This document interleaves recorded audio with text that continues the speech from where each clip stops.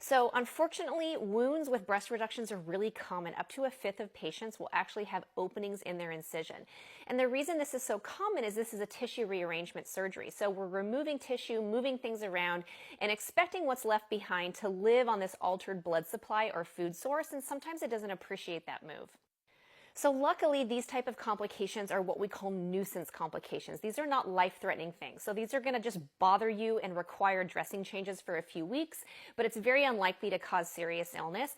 And an open wound getting infected is basically unheard of. It just doesn't happen. So whenever you're managing any type of little wounds, there's a few things that you need to consider. So the first thing is that the wound needs to be clean. So you need to clean the incision at least once a day with just plain old boring soap and water. Don't use anything creative. You don't need antimicrobial soaps, just something really boring and simple without colors and perfumes. So the next step is to make sure that there's nothing in the wound itself that's going to slow healing, and it's best to get your surgeon's help with this. So the three things I always look for are little pieces of stitches that are still hanging around. I always remove those if they're hanging out in the wound. Little areas of dead fat or dead skin, that needs to be removed as well. And then the final thing is you want to make sure the wound bed is clean. So there's no areas of dried exudate or scab that could potentially slow down the healing. Now, the type of dressing is really going to be dealer's choice. So when you deal with any type of wound, there are very simple dressings and there are very complicated dressings. The complicated dressings tend to be more expensive. So the simple dressings are always just going to be a little bit of ointment and a dry gauze that will protect your clothing from the ointment and body fluid. And then you can move up into more complicated dressings depending on what your surgeon prefers. I love silver alginate. It heals things quickly, it's easy to obtain on Amazon, and it's not horribly expensive.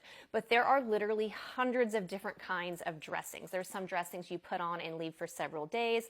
I find that a lot of those type of dressings become stinky and they bother patients. So I really don't use those very commonly with this particular type of problem. But just talk with your surgeon about what you're comfortable with and they can help guide you to the best possible wound care.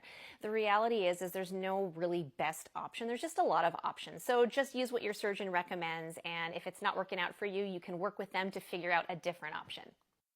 And then finally, you just have to give these wounds time. So if you had a similar wound on your arm that you got from trauma, it would heal much faster than this type of wound where we've disrupted the blood supply. It can take 6 weeks or more for that blood supply to reestablish and figure life out, so to speak. So these wounds will heal. I promise. It's that old surgical joke, all wounds heal eventually. They're just going to take a little longer than the typical wound. So don't lose faith. It often feels like nothing's happening for a while and then boom, everything heals. So good luck.